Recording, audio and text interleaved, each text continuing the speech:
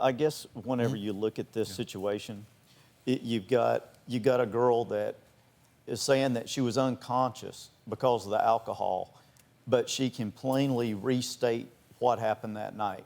I passed out. I woke up. Matthew was on top of me. I passed out. Ponder was on top of me. I passed back out. Tyler was on top of me. I passed back out. And I mean, now, just in the statement alone, that's kind of, when you're trying to think of, okay, well, was she unconscious? Because how did she keep waking up, and how did she know clearly what happened that night? She had 3 or 4 shots, and you say she is not a reliable historian because of that, right? If she was drunk and supposedly passing out, then how can you treat her as a reliable historian about what took place, which is a good and valid point. Right. He had 10 or 12 shots.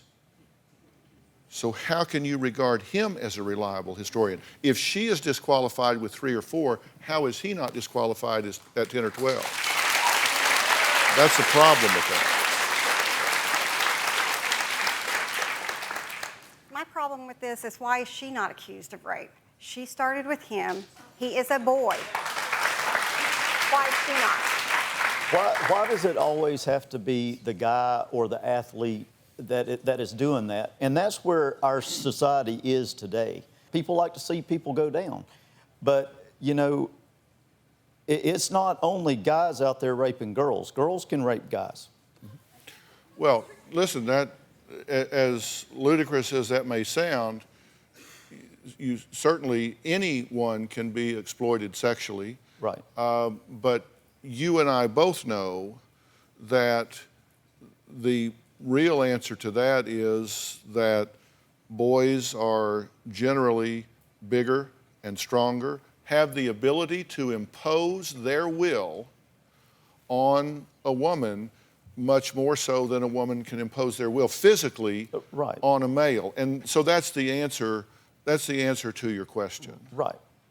And I'm not saying that your son understand. raped this girl, Mark. I'm not saying that at all. He did not rape this girl. No, I'm not, listen, Diane, I'm not saying that he did, and I'm not saying that he didn't.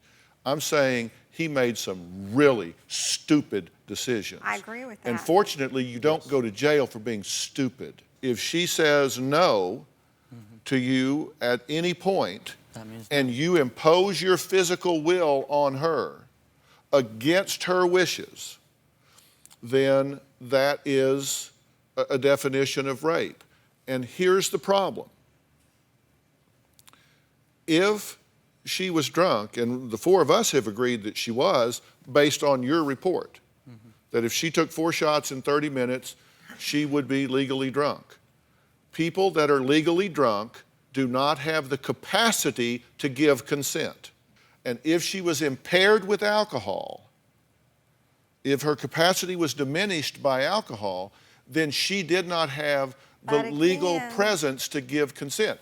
Now, if he had 10 or 12 shots, did he have capacity to be held accountable for his conduct? And I think frankly, that's where we're at. Well, that's a dancing on the head of a pin. But is a problem. That is so true, though. But she started with him. She initiated the sex with him. She'd had sex before with him. She initiated the sex with him this night as well.